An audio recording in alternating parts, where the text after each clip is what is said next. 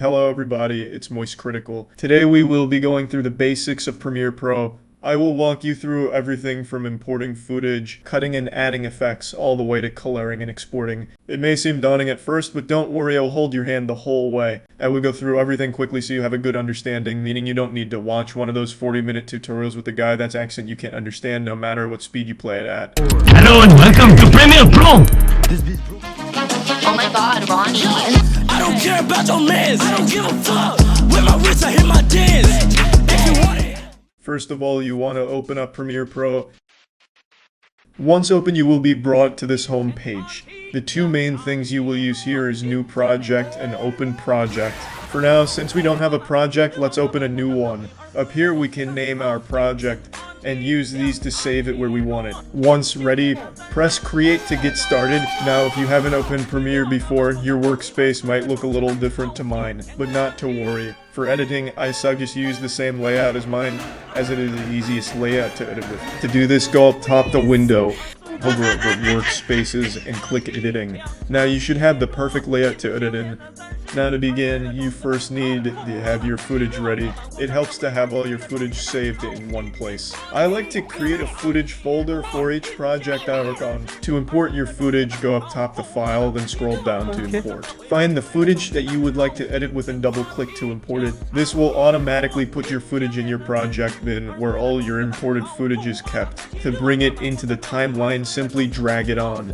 Now your footage is in your timeline. The timeline is played on the program monitor up here. You can import other videos and order them however you want. To cut a video, if it's too long or for any other reason, simply use the razor tool and splice it where you want. If you need to be precise with your cut, simply use the left and right arrows to go through each frame. You can also use this at the bottom to zoom in and out of your timeline. Don't forget to click back on the mouse again. Now let's say you want to transition from this clip to the next. Go up here to Effects and click on Video Transitions. Once you find one you like, simply drag it on your timeline to in between the two clips. Simple. All video and audio effects are also up here. You can easily add in blurs, distortions, and transformations at set era. To adjust the length of a transition, simply drag it on the timeline also. To control any of these effects, including moving or zooming on your footage at set era, you will need to use effect controls over here. This is simple to use despite its awkward appearance. Essentially,